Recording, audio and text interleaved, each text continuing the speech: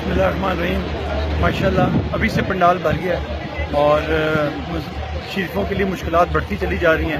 لوگوں کی ابھی بھی باہر لائنیں لگی ہیں اور یہ کارنامہ ہے، یہ کام ہے عمران خان صاحب کا، جو 22 سال سے اپنی کوشش کر رہے ہیں اور 22 سال سے اس عوام کے لیے جدوجہد کر رہے ہیں. یہ میسج خان صاحب نے ان کو پہلے بھی دیا ہے اور اب ان کے یہ آخری وقت ہے.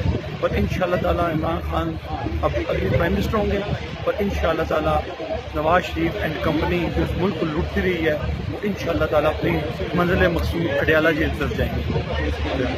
اب ہمارے ساتھ موجود ہے نور عالم خان صاحب. السلام علیکم نور بھائی.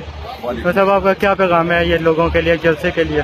دیکھیے ماشاءاللہ آپ دیکھ رہے ہیں جنون سامنے لوگ. ابھی سے کل ہمارا جلسہ ہے اور ابھی سے یہ پورا تقریباً اللہ کے فضل و کرم سے جو مینار پاکستان ہے بڑھ رہا ہے.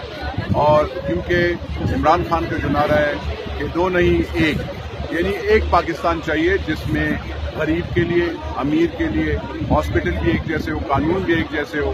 یہ نہیں ہو کہ غریب کا بیٹا آرام سے اس پہ پولیس ایکشن نہ لے اور غریب کے بیٹے کو جیل میں ڈالا جائے. تو اس چیزوں پہ وہ بڑھا. اور انشاءاللہ ایک پاکستان کو آج آپ نے دیکھا ہوگا کہ کچھ لوگ چاہتے ہیں کہ پاکستان کو ڈی اسٹیبلائز کرے.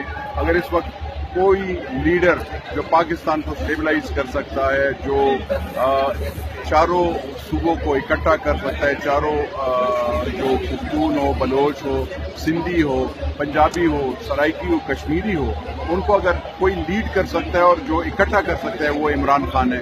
تو آپ دیکھ رہے ہیں لوگوں کی محبت، چاہے لاہور ہو، پنجاب ہو، سب ماشاءاللہ بہت اچھا پروگرام ہو. السلام علیکم دورانی صاحب.